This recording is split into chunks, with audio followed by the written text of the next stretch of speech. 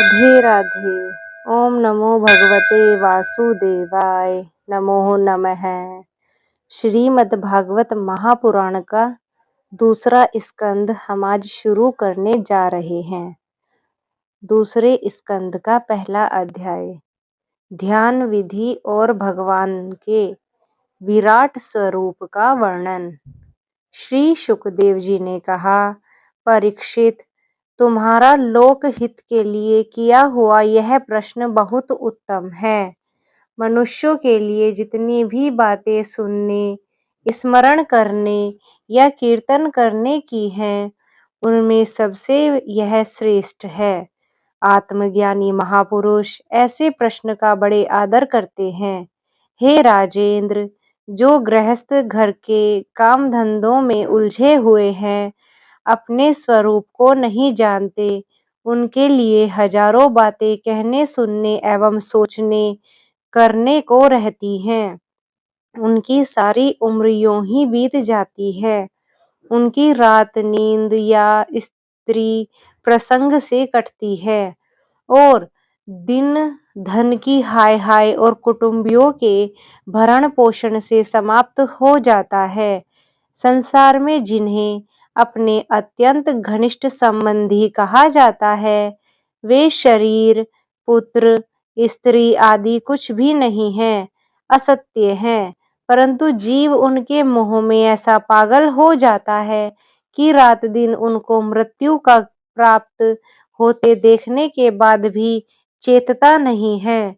इसलिए हे परीक्षित, जो अभय पद को प्राप्त करना चाहता है, उसे तो सर्वात्मा सर्वशक्तिमान भगवान श्री कृष्ण की ही लीलाओं का श्रवण, कीर्तन और स्मरण करना चाहिए।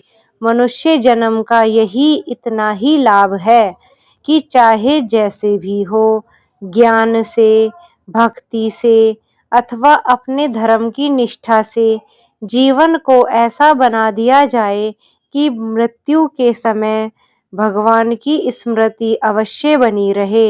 हे परीक्षित, जो निर्गुण स्वरूप में स्थित है एवं विधि निषेध की मर्यादा को लांघ चुके हैं, वे बड़े बड़े ऋषि मुनि भी प्राय भगवान के अनंत कल्याण में गुणों और गणों से वर्णन में रमे रहते हैं। द्वापर के अंत में इस भगवत रूप अथवा वेद तुल्य श्रीमद् भागवत नाम के महापुराण अपने पिता श्री कृष्ण द्वैपायन से मैंने अध्ययन किया था। राज ऋषि, मेरी निर्गुण स्वरूप परमात्मा में पूर्ण निष्ठा है, फिर भी भगवान श्री कृष्ण की मधुर लीलाओं ने बलात् मेरे हृदय को अपनी ओर आकर्षित कर लिया है। यही कारण है कि मैं इस पुराण का अध्ययन कर रहा हूँ। तुम भगवान के परम भक्त हो, इसलिए मैं तुम्हें इसको सुनाऊंगा। जो इसके प्रति श्रद्धा रखते हैं, उनकी शुद्ध चित्त वृत्ति भगवान श्री कृष्ण के चरणों में अनन्य प्रेम के साथ बहुत शीघ्र लग जाती है।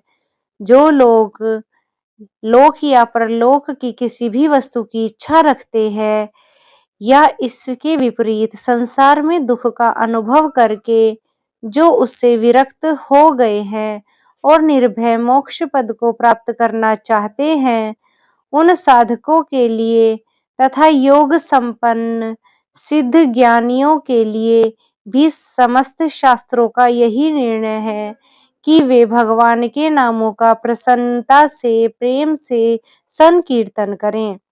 आपको कल्याण साधन की ओर से असावधान रहने वाले पुरुष की वर्षों लंबी आयु भी अनजान में ही व्यर्थ बीत जाती है। उससे क्या लाभ? सावधानी से ज्ञान पूर्वक बिताई हुई घड़ी 2 घड़ी भी श्रेष्ठ है, क्योंकि उसके द्वारा अपने कल्याण की चेष्टा तो की ही जा सकती है। हे राजऋषि, खटवांग अपनी आयु की समाप्ति का समय जानकर 2 ही घड़ी में सब कुछ त्याग कर भगवान के अभय पद को प्राप्त हो गए। हे परीक्षित, अभी तो तुम्हारे जीवन की अवधि 7 दिन की है। इस बीच में तुम अपने परम कल्याण के लिए जो कुछ करना चाहिए सब कर लो। मृत्यु का समय आने पर मनुष्य को घबराना नहीं चाहिए। उसे चाहिए कि वह वैराग्य के शास्त्र से शरीर और उससे संबंधित सभी संबंधियों और उससे संबंध रखने वालों के प्रति ममता को तो काट डाले। धैर्य के साथ घर से निकलकर पवित्र तीर्थों में जल स्नान करे और पवित्र तथा एकांत स्थान में विधि पूर्वक आसन लगाकर बैठ जाए। तत्पश्चात परम पवित्र ओम इन 3 मात्राओं से युक्त प्रणव का मन ही मन जाप करे।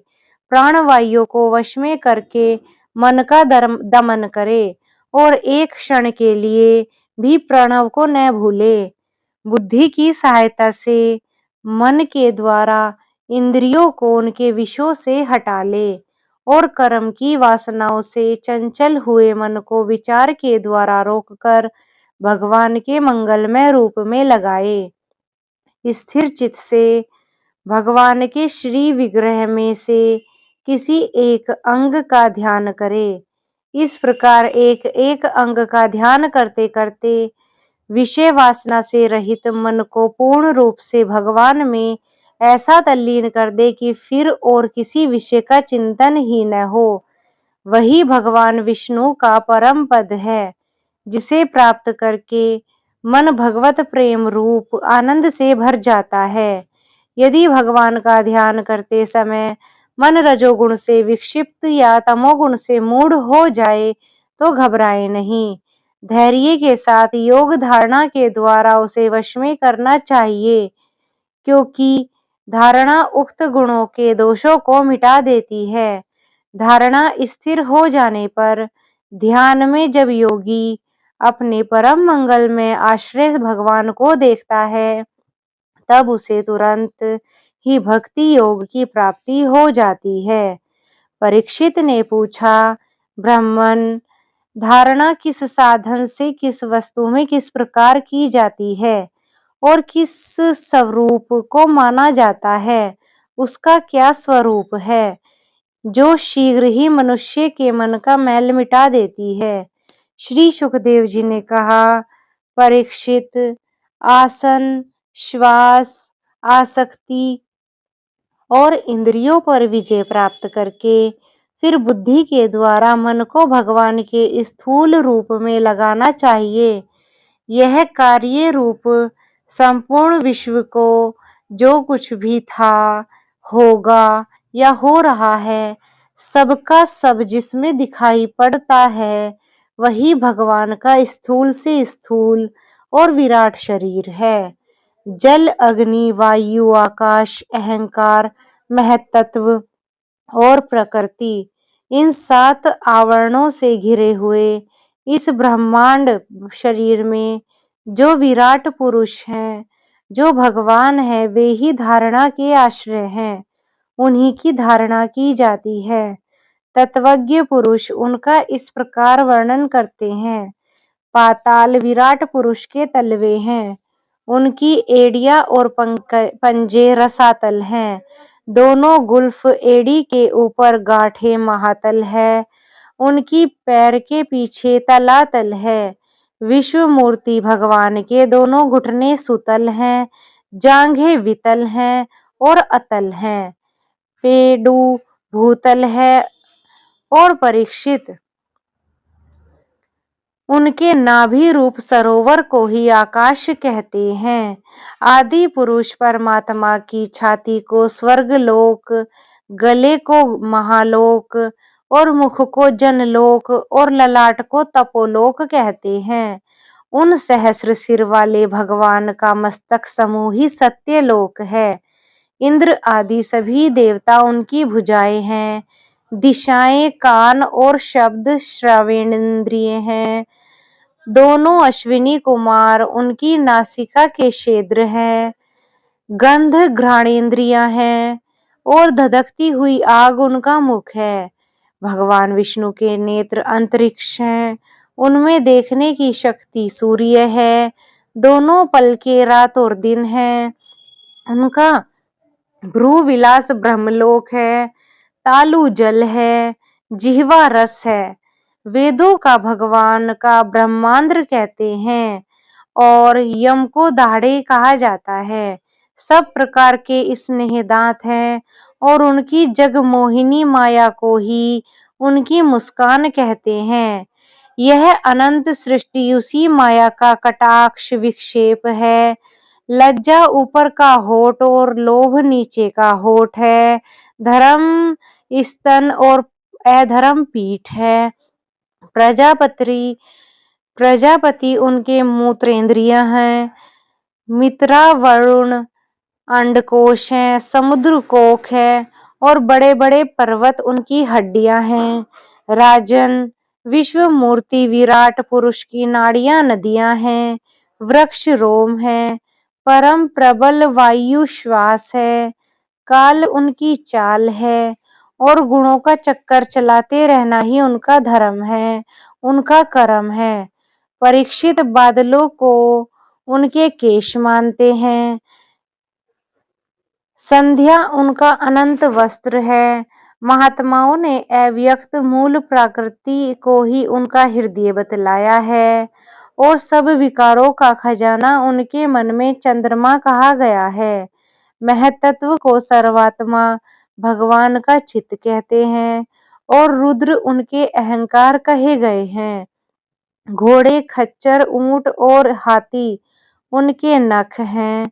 वन में रहने वाले सारे मृग और पशु उनके कटी प्रदेश में स्थित हैं। तरह तरह के पक्षी उनके अद्भुत रचना कौशल हैं। स्वयंभू मनु उनकी बुद्धि है और मनु की संतान मनुष्य उनके निवास स्थान है। गंधर्व, विद्याधर, चारण और अप्सराएं उनके षडज हैं। आदि स्वरों की स्मृति है।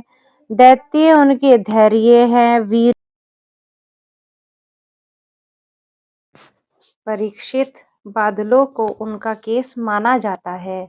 संध्या उनका अनंत वस्त्र है। महात्माओं ने अव्यक्त मूल प्रकृति को ही उनका हृदय बताया है और सब विकारों का खजाना उनका मन चंद्रमा कहा गया है। महत तत्व को सर्वात्मा भगवान का चित्त कहते हैं और रुद्र उनके अहंकार कहे गए हैं। घोड़े, खच्चर, ऊंट और हाथी उनके नखून हैं।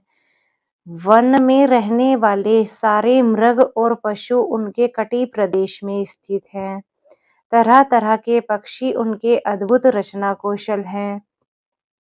स्वयंभू मनु उनकी बुद्धि है और मनु की संतान मनुष्य उनके निवास स्थान है।